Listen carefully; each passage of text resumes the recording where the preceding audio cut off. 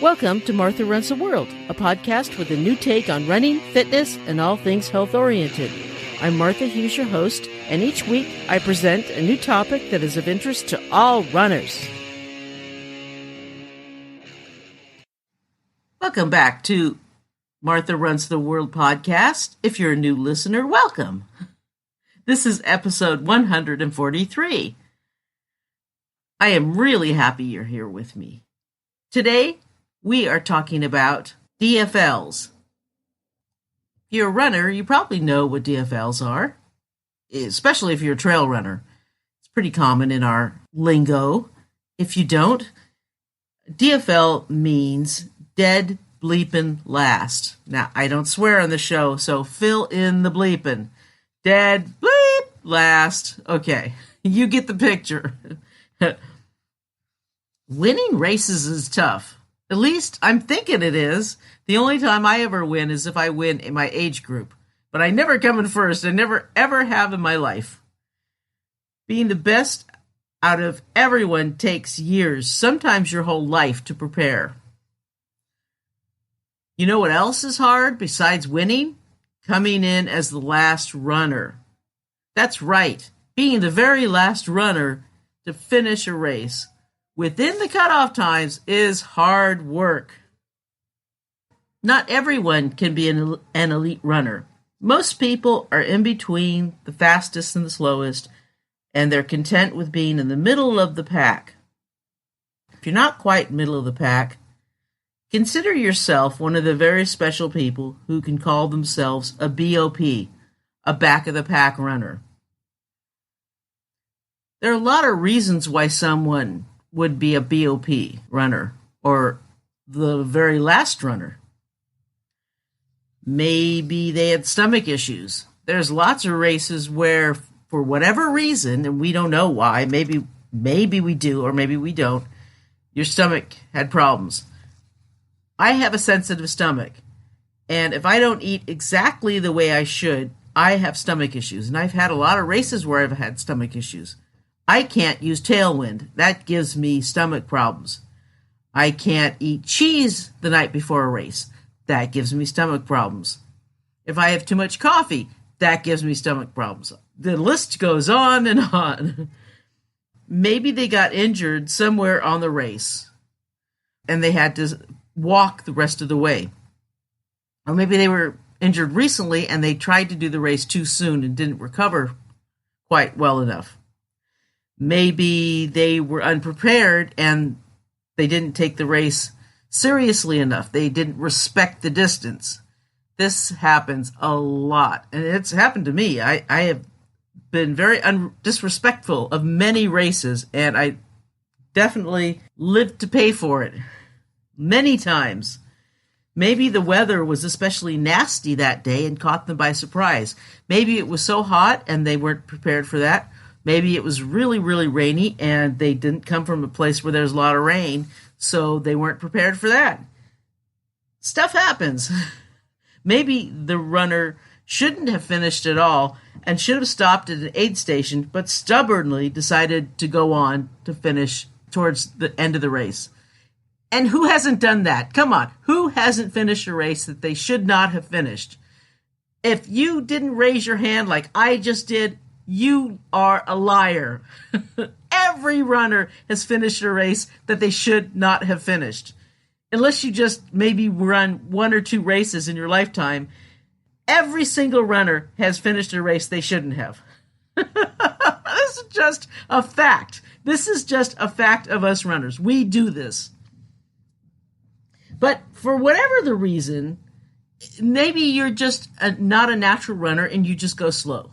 Okay, or maybe you just don't care and you're just taking your time and having fun with it. Maybe you're so hungover that you have to go off of the bushes and puke 3 times. I've done that, done that. Okay, but whatever the reason is, it happens. And unless you're a gazelle and will never ever be slow, or you consider your slow pace 7-minute miles, even when you're older, you too will eventually get at least one DFL. Yeah, there will be people who will never ever get a DFL, but most of us will as we get older, we'll get at least one. We'll have a really bad day, and maybe we'll turn up one. A lot of runners don't care about being the last runner in. They're usually are more carefree friends, and they're not that competitive. They're mild-mannered. They're those friends that you have who are very content. They go with the flow. They always seem to be in a good mood. They don't care what you order for lunch. They go with you whenever you want. They're very happy. And they seem mostly chill in stormy situations. I am not one of those runners. I don't like being the last person in. Unfortunately, I've only been last in one race. I'm not fast, so that's something that always stresses me out in races. It just does. I dread it. I know I shouldn't, but I'm trying to come to terms with it. I'm trying. But I thought it might be helpful to give some good reasons why being last of the pack isn't quite so bad. So maybe it will help me as long as it will help you. So we can help each other together. Remember that those in the back of the pack have stamina. We BOPs are out on the course longer than those in the front. We weren't the best athletes in school, probably, or maybe school was so long ago we don't remember it. I wasn't the best athlete in school. I was a pretty good swimmer. Wasn't a great swimmer, but I was pretty good. And when I was younger, I was a pretty good skier. I wasn't bad. I could hold my own on the slopes. But, it's been a while, and yeah, I could shave off some pounds, and yeah, I could be more serious about things. Just a little slower out on the trails than a lot of others, a little older, and so that slows me down a little bit too.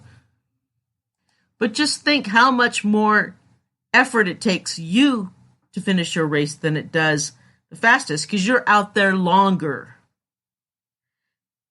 And because we don't care if we finish first, we can stop and take pictures. It's more about the fun than finishing first. We can enjoy with our friends, we can talk, we can laugh, we can take pictures, we can be with our friends, and it's more fun. I do admit that one of my favorite parts of a longer race is being out on the trail by myself. It doesn't seem so much like a race. It's just like being out on a trail run and just the quiet of the woods. A lot of BOPers just want to be out and have a nice day on the trails with their friends.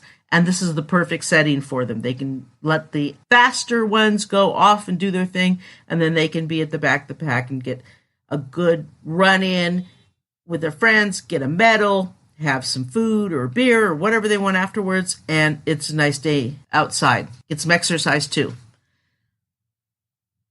And then there may be, if they're new to trail running or they're not used to it, they may be intimidated by all the gazelles at the front of the race. So they may like to be at the back of the race. It's more inviting. It's a little bit more calm. It's not quite as frenzied. So that might appeal to them. So that may be what they like more too. I will admit, the races stress me out. I have a lot of friends who do races every week. I mean, they really do a race or at least 2 races every single week. And especially now the races are back up. They're off doing races all the time. I see my friends, they're getting another medal here. They're getting a t-shirt here, off there. And they race a lot. They love it. And me, not so much. Even when I get back into running, and I'll talk about that actually in this show, after Tales of the Trail, I'm going to give you a little update, so stay tuned for that.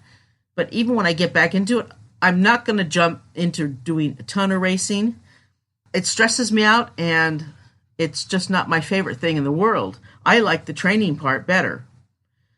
I'd really like to do some longer races where I don't have to worry about cutoff times. Being a slower runner, I always stress out over cutoff times. I did not finish because I missed cutoff times, and I don't really want to do that again. That's why I never tried or never did 50Ks in the Bay Area, because I'm just not fast enough. I do want to run better in the future, and that is something that I'll talk about in future episodes after my surgery and as I heal. I will talk more about how I want to become a better runner, because I do care how I finish. I care about my finish times.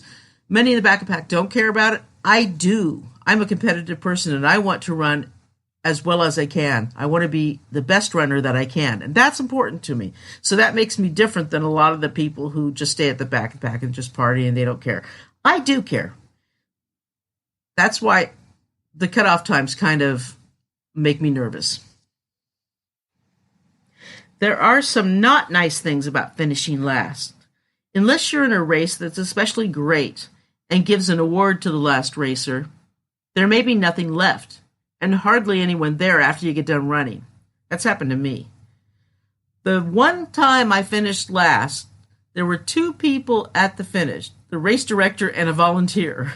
There were no runners left, no one left. The one person I knew, he was long gone. He didn't wait for me. There was no water left. No water left. They didn't save any water for me. There was one warm Coke and a cold chicken burrito. That was it. That's all they had. So I got that. And one of the aid stations had closed before I even got there.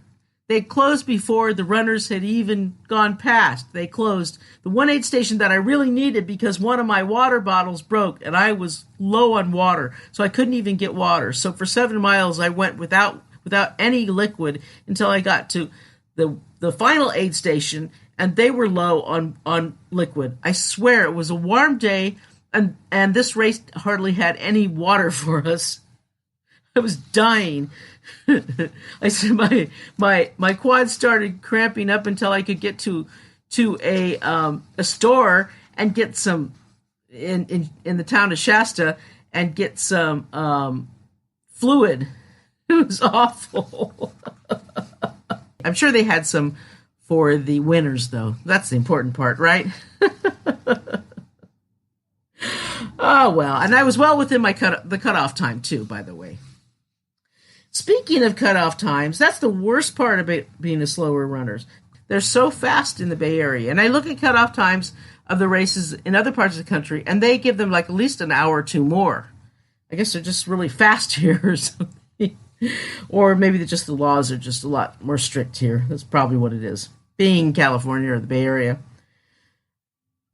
Anyway, some races, some really cool races, give prizes to the DFL runner.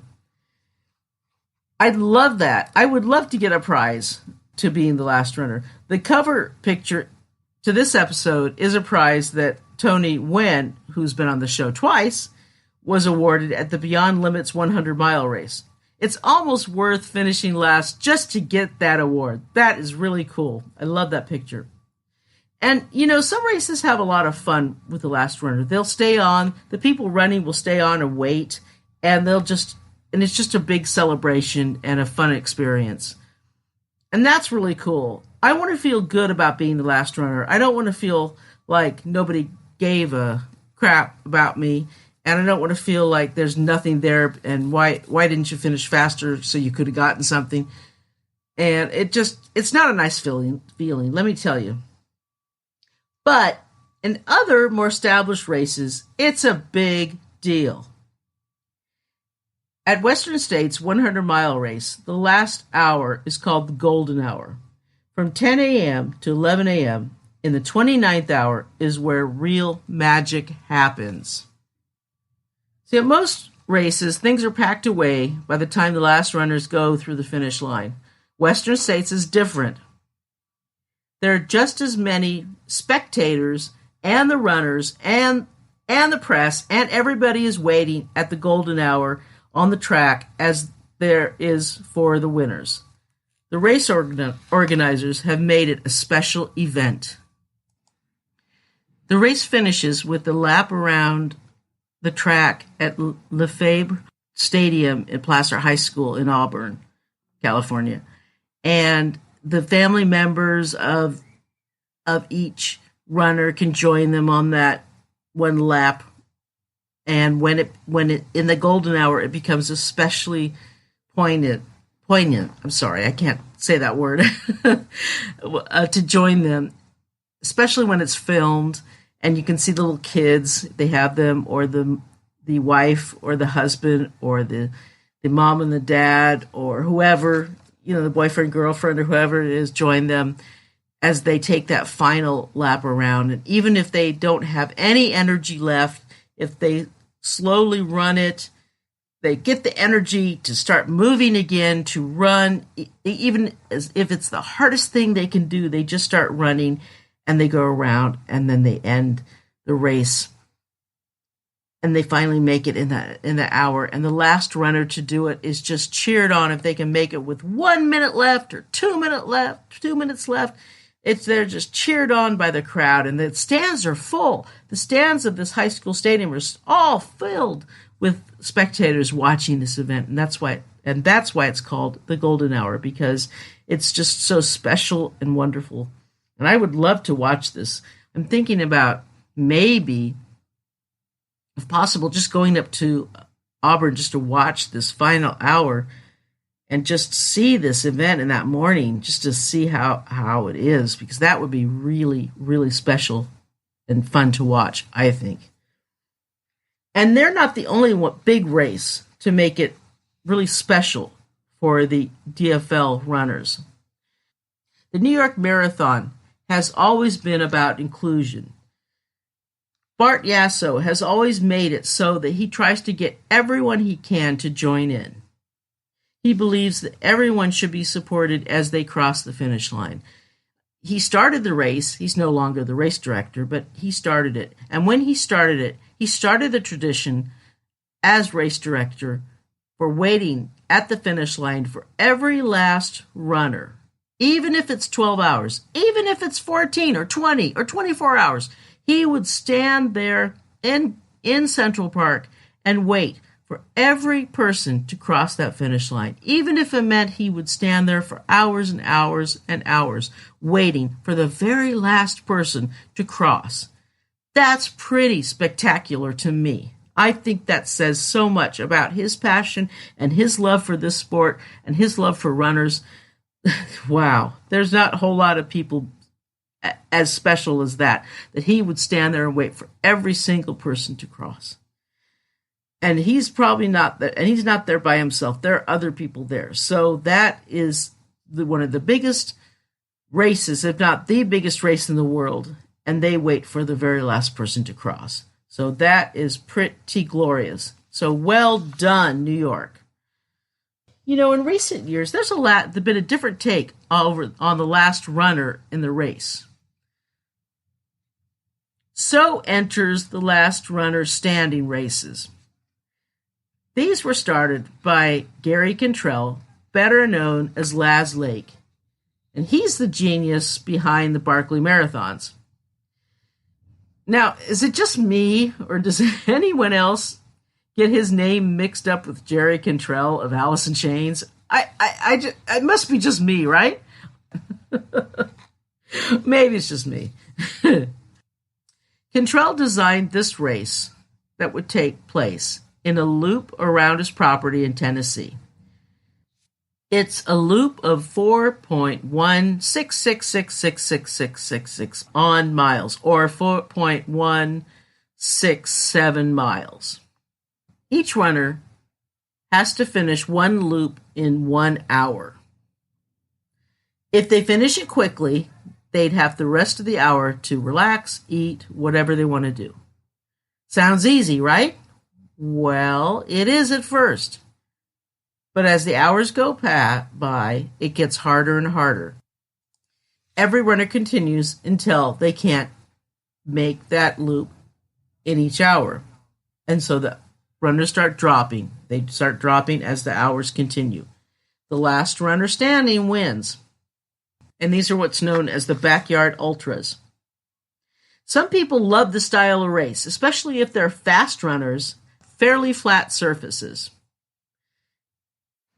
And keeping with Cantrell's tradition, only one person wins. The last person to keep going in that final hour wins. As soon as the second person gives up, that last person is the winner. It could be 100 miles. It could be 150 miles. It could be 200 miles. It could be 250 miles. However long it goes, that last person left wins. It could take days. It can be a male or a female. It doesn't matter. It's pretty equal, too, as far as the male-female balance. This is not one where the men are stronger than the women. There are backyard ultras all over the U.S., in Europe, and Australia. They've become very popular, especially in 2020, because they could be produced with just a few runners and done safely. It's a lot of fun if it's the type of race that interests you. But just a word of warning, it's a lot harder than they look. Really is a lot harder. You're thinking, oh, it's easy to do a mile in 15 minutes.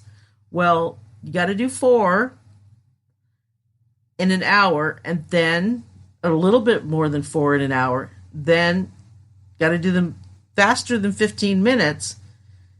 Then you get a little bit of rest time, but then you got to do it again and again and again and again and again. Repeat, and on and on and on. And that is it for DFLs.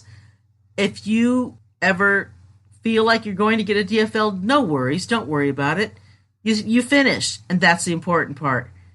As long as you finish within the cutoff time, you're good. You are good. All right? Tales of the Trail is next, and stay tuned till after Tales of the Trail because I have some news and some info about what's coming up with me and my surgery, okay? So now, Tales of the Trail.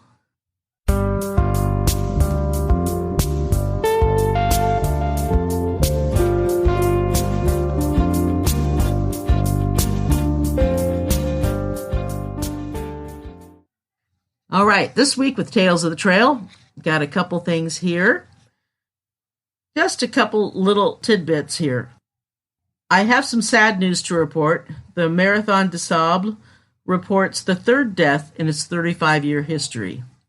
The race covers 155 miles over 7 days through the Sahara Desert, mostly sand. Temperatures can easily get up to 120 degrees.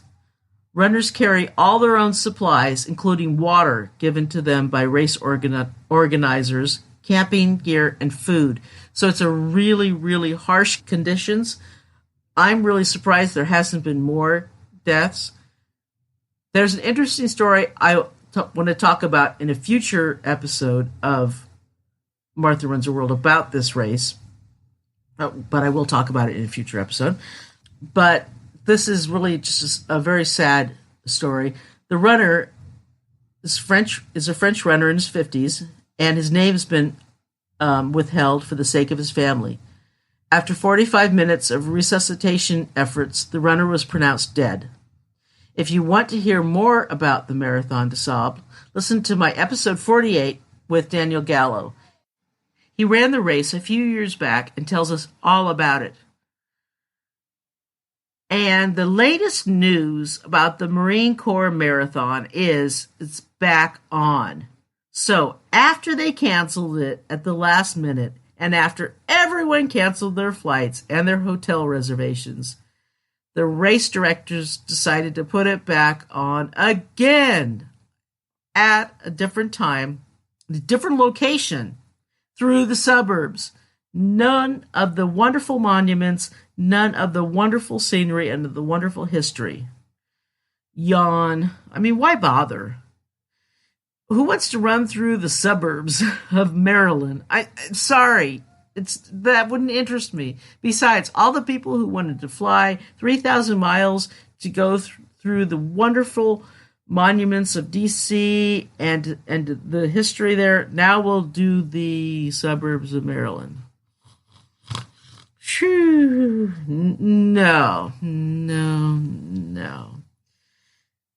Did the FBI produce the race this year? Is that why it's so sucky?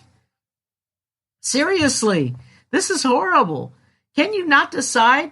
I mean, can't you decide what the bleep is going on here, guys? This is awful.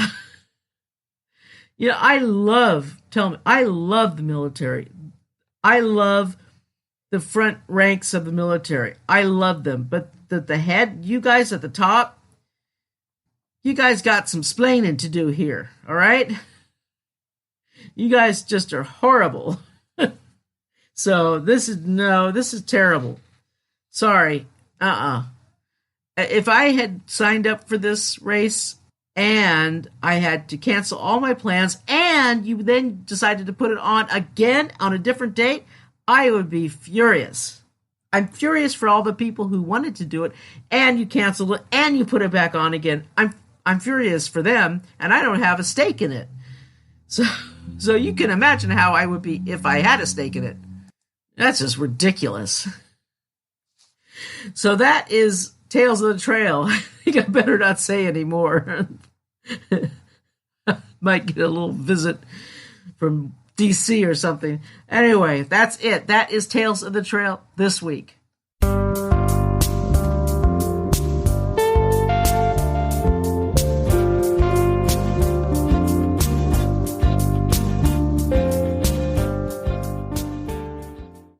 All right, I just have a few words before I close the show. And next week, when the show is released, I will have had my hip replacement surgery, I should say. I will have a new episode out on Tuesday, so you'll hear it. I won't have it up on my website page, but it will be out on every podcast player as usual. Because I probably won't be out of bed on Tuesday. I will be in the hospital on Tuesday. I will have my surgery Monday, and I'll still be recouping and everything, so I won't be up for putting out anything new. But like I said, the episode will be up and out, so you'll hear it.